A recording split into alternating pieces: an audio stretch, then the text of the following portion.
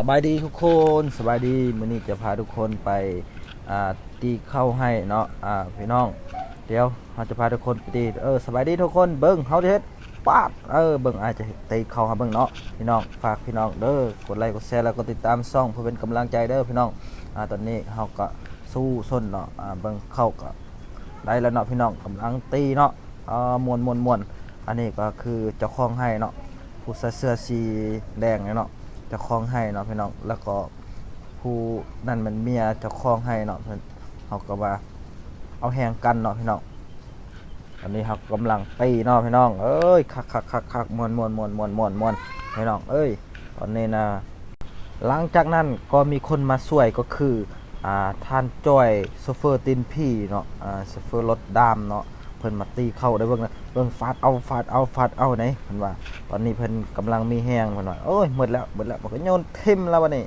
เจ้าของให้ก็ตีเลยโอ้มึงโซกล้ามแม่โซกล้ามนี่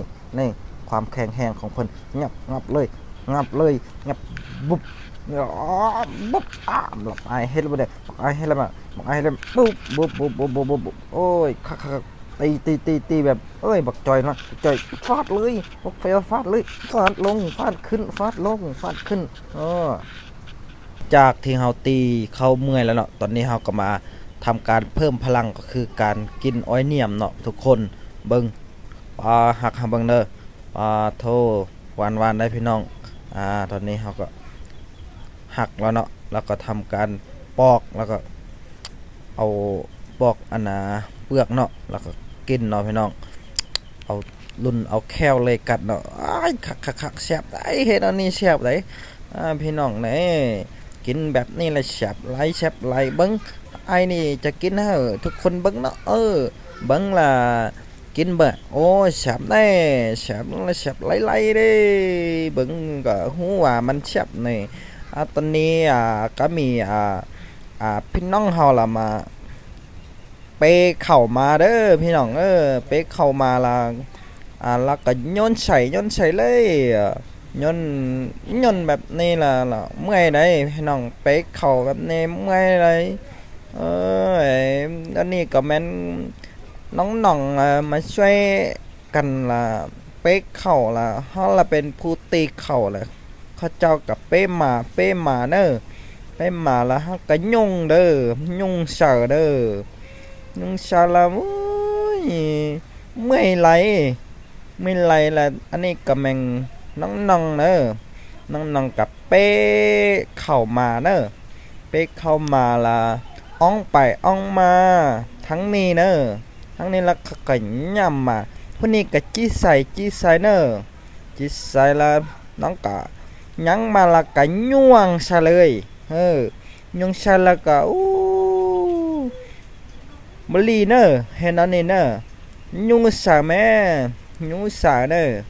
ยุ่งสาละก็แก้เสือกเนอแก้เสือกละก็ดื่มไปเนอดื่มลี่แม่บลีบไลเนเล่นคอมเมนต์โอ้เปมาไล่เนอ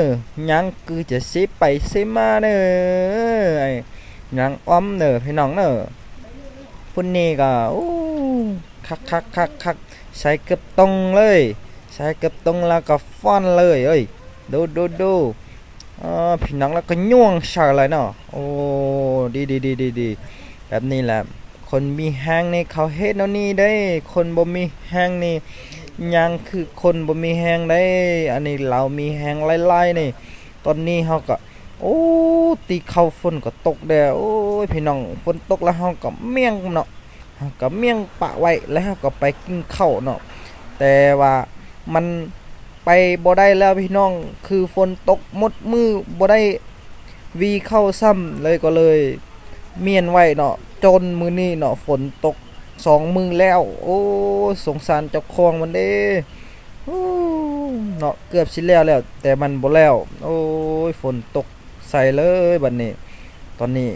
ฝนก็ยังตกอีก 2-3 มื้อบ่ฮู้ว่าเจ้าของเพิ่นไปตักเซอร์เป่ามาไว้อยู่เฮือนแล้วก็บ่ฮู้เนาะพี่น้องโอ้น่าสงสารเนาะพี่น้องคนเฮานี่เฮ็ดมันนี่ได้กินแล้วคือว่ามาเป็นแบบนี้เนาะ